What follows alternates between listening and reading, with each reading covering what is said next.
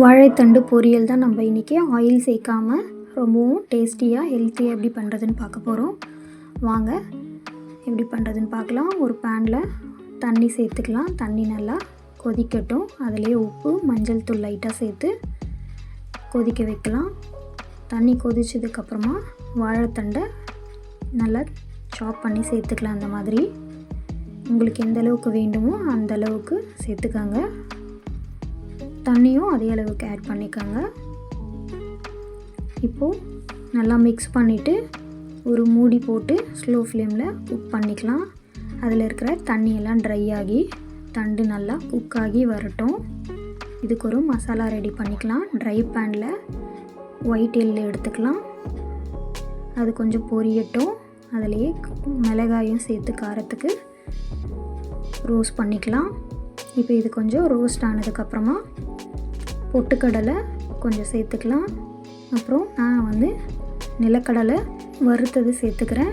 நீங்கள் வறுக்காமல் சேர்க்குறதா இருந்தால் ஃபஸ்ட்டே நிலக்கடலையை வறுத்து எடுத்துட்டு அதுக்கப்புறமா தோல் ரிமூவ் பண்ணி சேர்த்துக்கோங்க.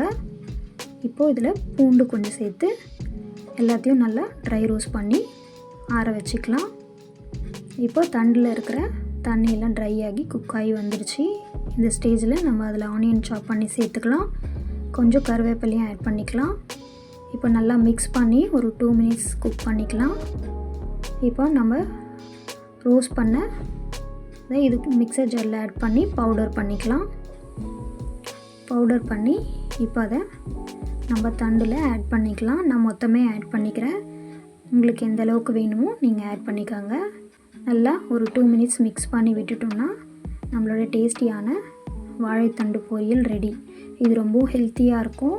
ஜென்ஸு வீக்லி 2-3 டைம்ஸ் எடுத்துக்கணும். கண்டிப்பாக அதிகமாக தண்டு யாருமே சாப்பிட மாட்றாங்க.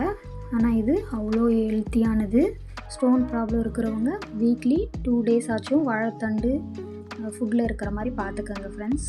இது கூட கொத்தமல்லி தூவி ஸ்டவ் ஆஃப் பண்ணிடலாம். அவ்வளோதான் ஃப்ரெண்ட்ஸ், டேஸ்டியான வாழைத்தண்டு பொரியல் ரெடி. இது ரொம்பவும் சிம்பிளாக டேஸ்டியாக ப்ரிப்பேர் பண்ணிடலாம், ஆயிலே இல்லாமல். கண்டிப்பாக ட்ரை பண்ணி பாருங்கள். ட்ரை பண்ணிவிட்டு எப்படி இருந்துச்சுன்னு எனக்கு கமெண்ட் பண்ணுங்கள். வீடியோ பிடிச்சிருந்தா லைக் பண்ணிவிட்டு இந்த மாதிரி ஹெல்த்தி ரெசிபீஸ்க்கு நம்ம பேஜை சப்ஸ்கிரைப் பண்ணிக்கோங்க.